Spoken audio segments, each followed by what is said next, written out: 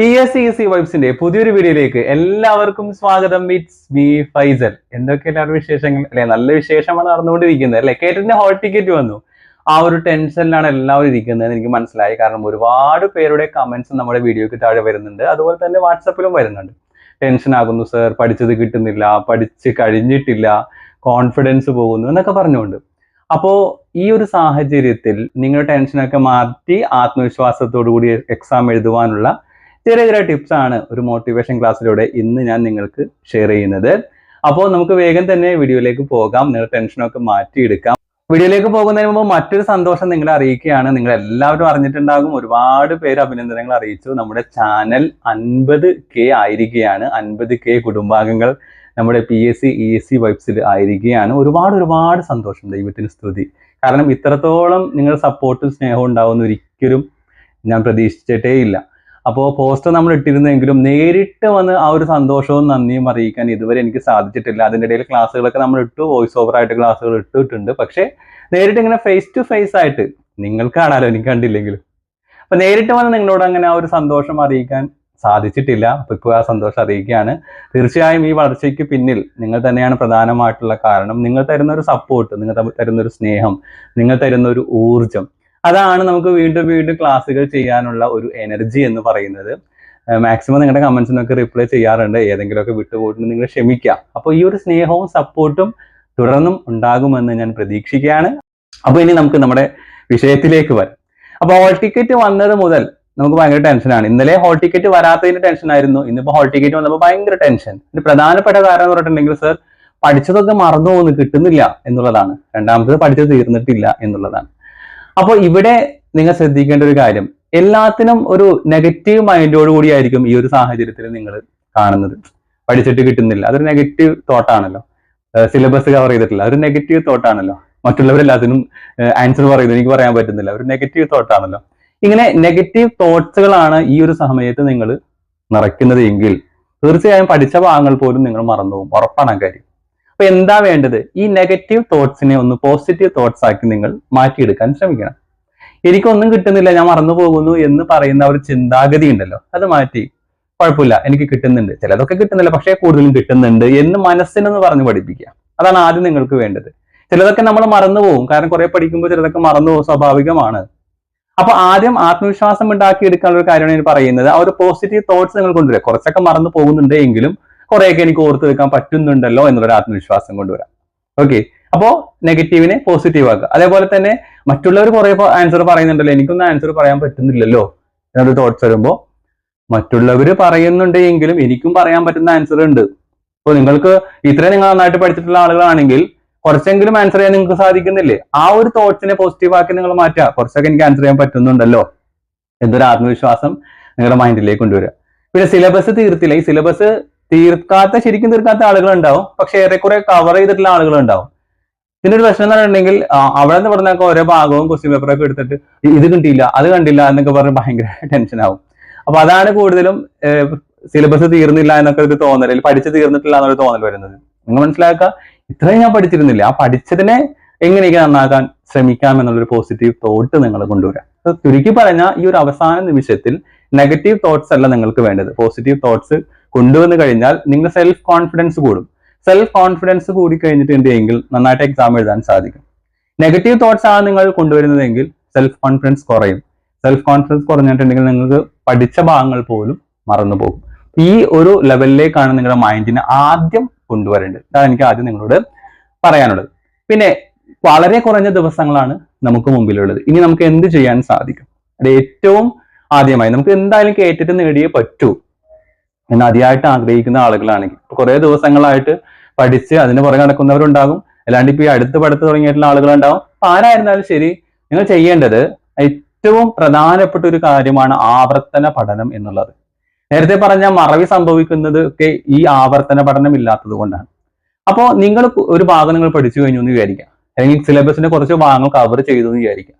പക്ഷെ നിങ്ങൾ നിങ്ങളുടെ മനസ്സിനോട് ചോദിക്കുക, എത്ര തവണ ഞാൻ ആവർത്തിച്ചു പഠിച്ചു? അത് എത്രത്തോളം നിങ്ങൾ ആവർത്തിച്ച് പഠിക്കുന്നുവോ അത്രത്തോളം അത് നിങ്ങളുടെ മെമ്മറിയിൽ ഉണ്ടാകും. ചില ആളുകൾ ഒരു പ്രാവശ്യം പഠിക്കും, രണ്ടാമത്തെ പ്രാവശ്യം നോക്കുമ്പോൾ അത് കിട്ടില്ല. അപ്പോഴാണ് അവർ പറയുന്നത്, അയ്യോ എനിക്ക് കിട്ടുന്നില്ല, ഒന്നും കിട്ടുന്നില്ല അല്ലെന്ന്.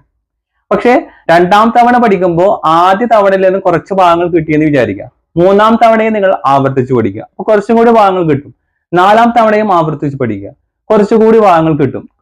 ഇങ്ങനെ ഓരോ ആവർത്തിച്ച് പഠിക്കുമ്പോൾ അത് പഠിക്കുവാനുള്ള സമയം, ആ ദൈർഘ്യം കുറഞ്ഞു കുറഞ്ഞു വരും. ഇപ്പൊ ആദ്യ ആവർത്തനത്തിൽ നിങ്ങൾക്ക് ആവശ്യമായിട്ടുള്ള സമയമായിരിക്കില്ല രണ്ടാമത്തെ ആവർത്തനത്തിൽ വരുന്നത്. കാരണം പെട്ടെന്ന് നിങ്ങൾക്ക് മെമ്മറിയിൽ നിന്ന് റീകോൾ ചെയ്തെടുക്കാൻ സാധിക്കും. അപ്പൊ അതുകൊണ്ട് എത്രത്തോളം നിങ്ങൾക്ക് റിപ്പീറ്റ് ചെയ്ത് പഠിക്കുവാൻ സാധിക്കുമോ അത്രത്തോളം നിങ്ങൾ റിപ്പീറ്റ് ചെയ്ത് പഠിക്കാം. ഓക്കെ. രണ്ടാമത്തെ നിങ്ങൾ ചെയ്യേണ്ട കാര്യം ഗ്രൂപ്പ് ഡിസ്കഷൻ നിങ്ങൾ ചെയ്യുക. പഠിച്ച ഭാഗങ്ങൾ നിങ്ങൾക്ക് നിങ്ങളുടെ കാറ്റഗറി എഴുതുന്ന കുറച്ച് കുട്ടികൾ ഉണ്ടെങ്കിൽ അവരുമായിട്ട് കുറച്ച് ചോദ്യങ്ങൾ ചോദിച്ച് ഗ്രൂപ്പ് ഡിസ്കഷൻ നടത്തുക. ഒരു ലേണിങ്ങിന്റെ വളരെ മർമ്മപ്രധാനമായിട്ടുള്ളൊരു കാര്യമാണ് ഈ ഗ്രൂപ്പ് ഡിസ്കഷൻ എന്ന് പറഞ്ഞിട്ടുണ്ടെങ്കിൽ പെട്ടെന്ന് നമുക്ക് റീകോൾ ചെയ്തെടുക്കാൻ സാധിക്കും. ഇപ്പോൾ ചർച്ചകളും കാര്യങ്ങളും ഒക്കെ വന്ന് അതിൻ്റെ ഇടയിൽ നിങ്ങൾക്ക് ഈ സംഭവത്തെ റീകോൾ ചെയ്തെടുക്കാൻ സാധിക്കും. ഒറ്റയ്ക്ക് ഇരുന്ന് പഠിക്കുന്നതിനേക്കാൾ കുറച്ചുകൂടി നമുക്ക് റീകോൾ ചെയ്തെടുക്കാൻ പറ്റുന്ന ഒരു പഠന രീതിയാണ് ഡിസ്കഷൻ എന്ന് പറയുന്നത്. അപ്പോൾ കുറച്ച് ഫ്രണ്ട്സ് ഒക്കെ ഉണ്ടെങ്കിൽ അങ്ങനെ ഒരുമിച്ചിരുന്ന് നിങ്ങൾ എന്ത് ചെയ്യുക, കുറച്ച് ദിവസമുള്ളൂ എന്നാൽ കുറച്ച് ദിവസത്തിനുള്ള ടോപ്പിക്കുകളെ കൊടുത്തുകൊണ്ട് നിങ്ങൾ പഠിക്കുവാൻ ശ്രമിക്കുക. അടുത്തൊരു കാര്യം എന്ന് പറഞ്ഞാൽ ഒരിക്കലും, മൂന്നാമത്തെ കാര്യം പറഞ്ഞേട്ടാ, നിങ്ങൾ ഒരിക്കലും മറ്റുള്ളവരുമായിട്ട് നിങ്ങളെ കമ്പാരിസൺ ചെയ്യരുത്. അത് നിങ്ങളുടെ ആത്മവിശ്വാസത്തെ ഇല്ലാതാക്കും. പഠിച്ച ഭാഗങ്ങൾ പോലും നിങ്ങൾക്ക് കിട്ടില്ല എന്ന് പറഞ്ഞിട്ടുണ്ടെങ്കിൽ ഇപ്പോ ഗ്രൂപ്പ് ഡിസ്കഷനോ അല്ലെങ്കിൽ ക്വസ്റ്റ്യൻ ആൻസർ ഒക്കെ ചെയ്യുന്ന ആളുകളാണെങ്കിൽ അവർ വളരെ വേഗത്തിൽ ആൻസർ പറയുന്നു, നിങ്ങൾക്കത് പറയാൻ സാധിക്കുന്നില്ല, നിങ്ങൾ തെറ്റിപ്പോകുന്നു, അപ്പൊ ഞാൻ നന്നായിട്ട് പഠിച്ചിട്ടില്ല, അവരൊക്കെ നന്നായിട്ട് പഠിച്ചു എന്നൊക്കെ ചിന്താഗതി കമ്പാരിസൺ ചെയ്യരുത്. നിങ്ങൾ ഒരു ഭാഗം പഠിച്ച് തുടങ്ങുന്നതിന് മുമ്പുള്ള നിങ്ങളുടെ അവസ്ഥ ആലോചിച്ച് വെക്കുക. നിങ്ങൾക്ക് ഒന്നും കിട്ടുമായിരുന്നില്ല. ഇപ്പൊ നിങ്ങൾക്ക് ഒരു പക്ഷേ 3-4 ക്വസ്റ്റ്യൻ ആൻസർ പറയാൻ പറ്റുന്നുണ്ടെങ്കിൽ തീർച്ചയായിട്ടും നിങ്ങളുടെ കഴിവാണ്. ആ കഴിവിനെ നിങ്ങൾ അംഗീകരിക്കുക. നിങ്ങളുടെ കഴിവിനെ നിങ്ങൾ അംഗീകരിക്കാത്ത കാലത്തോളം മറ്റുള്ളവർ എങ്ങനെയാണ് അംഗീകരിക്കുന്നത്? ഒരിക്കലില്ല. അതുകൊണ്ട് കമ്പാരിസൺ ചെയ്യരുത്. നിങ്ങൾക്ക് ഒരു കഴിവുണ്ട്, നിങ്ങൾക്ക് ഒരു ക്രിയേറ്റിവിറ്റി ഉണ്ട്. അത് ചിലപ്പോൾ മറ്റുള്ളവരുമായി അത്രത്തോളം നിങ്ങൾക്ക് എത്താൻ പറ്റിയില്ല എന്ന് വരാം, പറ്റിയെന്നും വരാം. പക്ഷേ നിങ്ങൾ അതിനെയല്ല കമ്പയർ ചെയ്യേണ്ടത്. നിങ്ങൾ മുമ്പ് ഏതൊരു സാഹചര്യത്തിലാണോ തീരെ ഒന്നും പഠിക്കാതെ മനസ്സിലാകാത്ത ഒരു സാഹചര്യത്തിൽ നിന്നും ഇത്രത്തോളം എനിക്ക് പഠിക്കാൻ പറ്റിയത് എന്റെ കഴിവാണ് എന്നുള്ള ഒരു പോസിറ്റീവ് മൈൻഡാണ് നിങ്ങൾക്ക് ഉണ്ടാകേണ്ടത്. ഒരിക്കലും നിങ്ങൾ മറ്റുള്ളവരുമായിട്ട് എന്ത് ചെയ്യരുത്, കമ്പാരിസൺ ചെയ്യരുത്. ഓക്കെ. അടുത്തൊരു പോയിന്റ് എന്ന് പറഞ്ഞിട്ടുണ്ടെങ്കിൽ പലതവണ എക്സാം എഴുതിയിട്ട് പാസ്സാകാത്ത ആളുകൾ ഉണ്ടാവും. ആദ്യമായിട്ട് എക്സാം എഴുതുന്നവരുണ്ടാവും. അപ്പൊ മുമ്പത്തെ ഒരു അനുഭവം ഈ ഒരു അനുഭവമായി കൊണ്ടുവരും. മുമ്പ് 3 പ്രാവശ്യം എഴുതി, 5 പ്രാവശ്യം എഴുതി, 10 പ്രാവശ്യം എഴുതി, ഈ പ്രാവശ്യവും എനിക്ക് കിട്ടില്ല എന്നൊരു തോട്ട് നിങ്ങൾക്ക് വരരുത്. ആ ഒരു അവസ്ഥ തന്നെയായിരിക്കും ഈ പ്രാവശ്യം ഉണ്ടാകാൻ നിങ്ങൾ ചിന്തിക്കരുത്. നിങ്ങൾ ചിന്തിക്കേണ്ടത് കഴിഞ്ഞ പ്രാവശ്യങ്ങളൊന്നും നേടാൻ സാധിച്ചില്ല, ആ കുറവുകൾ എന്തൊക്കെയാണെന്നൊന്ന് മനസ്സിലാക്കി ഈ ഒരു പ്രാവശ്യത്തെ പഠനത്തെ ക്രമപ്പെടുത്തുക എന്നുള്ളത്. കഴിഞ്ഞ പ്രാവശ്യം നിങ്ങൾക്കുണ്ടായ കുറവുണ്ടല്ലോ, ചിലപ്പോൾ റിപ്പീറ്റേഷന്റെ കുറവായിരിക്കാം, അല്ലെങ്കിൽ പ്രീവിയസ് ക്വസ്റ്റ്യൻ പേപ്പർ അനലൈസ് ചെയ്യാത്തത് കൊണ്ടായിരിക്കാം, ചിലപ്പോൾ ഡിസ്കഷൻ ഇല്ലാത്തത് കൊണ്ടായിരിക്കാം. ഓക്കെ. ചിലപ്പോൾ എന്തെങ്കിലും കോഡുകൾ വെച്ച് കണക്ട് ചെയ്ത് കൊടുത്തിട്ട് എന്തെങ്കിലുമൊക്കെ പ്രശ്നങ്ങളായിരിക്കും. പക്ഷെ അതിനെ ഈ പ്രാവശ്യം നിങ്ങൾക്ക് മെയിൻറ്റെയിൻ ചെയ്ത് കൊണ്ടുപോകാൻ സാധിക്കുന്നുണ്ടോ എന്ന് നിങ്ങളൊന്ന് അനലൈസ് ചെയ്യുക എന്നുള്ളതാണ്. ദെൻ അടുത്തൊരു ടിപ്പ് എന്ന് പറഞ്ഞിട്ടുണ്ടെങ്കിൽ പഠിക്കുന്ന ഭാഗങ്ങളിൽ എപ്പോഴും കുട്ടികളോട് പറയാറുണ്ട്, എന്തെങ്കിലും ഒരു കണക്ഷൻ വെച്ചോ കോഡ് വെച്ചോ നിങ്ങൾ പഠിക്കുക. തീർച്ചയായിട്ടും പരീക്ഷ കഴിഞ്ഞാൽ നിങ്ങളത് മറക്കില്ല. അപ്പോൾ നമുക്ക് ചെയ്യാൻ പറ്റുന്ന കോഡുകളൊക്കെ നമ്മൾ ചെയ്ത് കൊടുക്കുന്നുണ്ട്. അതല്ലാതെ നിങ്ങളുടെ ലൈഫുമായിട്ട് കണക്ട് ചെയ്യുന്ന ഒരു സംഭവത്തെ അങ്ങനെ തന്നെ കണക്ട് ചെയ്ത് നിങ്ങൾ പഠിക്കുക. ഇപ്പോൾ ഒരാളുടെ ജനന തീയതി അല്ലെങ്കിൽ പറയുകയാണെങ്കിൽ അത് നിങ്ങളുടെ ലൈഫുമായിട്ട് ബന്ധപ്പെട്ട് എന്തെങ്കിലും ഒരു സംഖ്യയുമായിട്ട് കണക്ട് ചെയ്യാം. അത് നിങ്ങൾക്ക് മാത്രമേ കണക്ട് ചെയ്യാൻ സാധിക്കുള്ളൂ. ആ കണക്ഷൻ വേറൊരാൾക്ക് പറഞ്ഞു കൊടുത്തിട്ടുണ്ടെങ്കിൽ ഒരു പക്ഷേ അയാൾക്ക് അത് കിട്ടിക്കൊള്ളണമെന്നില്ല. അപ്പോൾ നിങ്ങളുടെ ലൈഫിൽ എന്തെങ്കിലും സംഭവങ്ങളോ കാര്യങ്ങളുമായിട്ട് അത് കണക്ട് ചെയ്യാൻ പറ്റുന്നുണ്ടെങ്കിൽ അങ്ങനെ കണക്ട് ചെയ്ത് നിങ്ങൾ എന്ത് ചെയ്യുക, ഓർത്ത് വെക്കുക.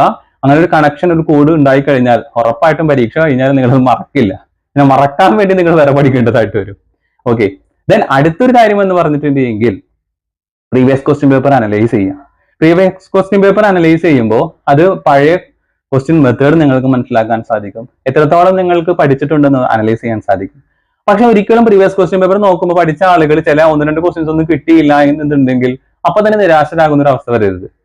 എപ്പോഴും നിങ്ങളുടെ ഒരു പ്രശ്നം എന്ന് പറഞ്ഞിട്ടുണ്ടെങ്കിൽ കിട്ടാത്ത ഭാഗത്തെ കുറിച്ച് ഓർത്താണ് ടെൻഷൻ അടിക്കുന്നത്. നേരെ മറിച്ച് ഇത്രത്തോളം നിങ്ങൾ ആൻസർ പറഞ്ഞു എന്നുള്ളൊരു ആത്മവിശ്വാസം നിങ്ങൾ ഉണ്ടാക്കി എടുക്കുന്നില്ല.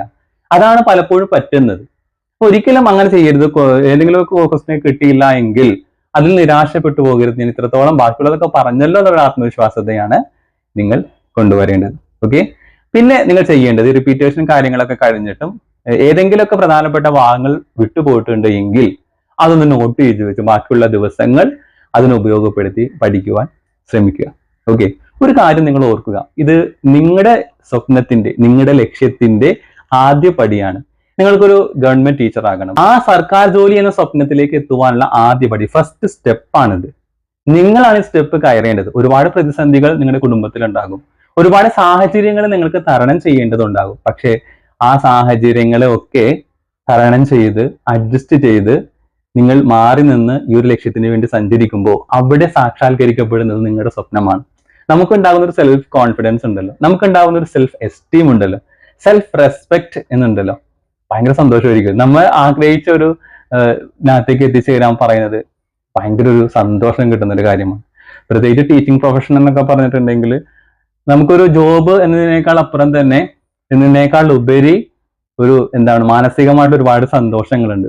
കുട്ടികളുടെ ഒരു സ്നേഹം, അവരുടെ ഭാഗത്തു നിന്നുള്ള ഒരു സപ്പോർട്ട്, പ്രോത്സാഹനമൊക്കെ എന്നൊക്കെ പറയുമ്പോൾ, അപ്പോൾ ആ ഒരു ഡ്രീമിലേക്ക് എത്തിച്ചേരാൻ വേണ്ടി നിങ്ങൾ കഠിനമായിട്ട് പരിശ്രമിക്കുക. ഒരു ടെൻഷനും വേണ്ടടോ, നിങ്ങളൊക്കെ പാസ്സാകും. നന്നായിട്ടൊന്ന് ഈ ദിവസം ഒന്ന് ആഞ്ഞു പിടിച്ചോ, കഠിനമായി പരിശ്രമിച്ചോ, നിങ്ങളൊക്കെ പാസ്സാവടോ, ഒരു പ്രശ്നമില്ല കേട്ടോ. അപ്പൊ ടെൻഷനൊക്കെ മാറ്റി വെച്ച് വളരെ ഉഷാറായിട്ട് എനർജറ്റിക് ആയിട്ട് ഈ ഒരു ദിവസങ്ങൾ നിങ്ങൾ ഉപയോഗപ്പെടുത്തുക. മാക്സിമം ക്ലാസ്സുകൾ നമ്മൾ ഇടുന്നതായിരിക്കും. കഴിഞ്ഞ പ്രാവശ്യത്തെ പോലെ ക്ലാസ്സുകൾ നമുക്ക് ഇടാൻ സാധ്യതയുള്ള ഒരുപാട് തിരക്കുകൾ ഉള്ളത് കൊണ്ടാണ്.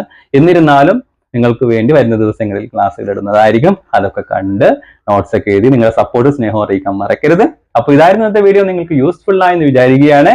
അപ്പോൾ അടുത്ത ദിവസം പുതിയ വീഡിയോയുമായി, പുതിയ ക്ലാസ്സുമായി നമുക്ക് കാണാം. അതുവരെ എല്ലാവർക്കും ബൈ ബൈ.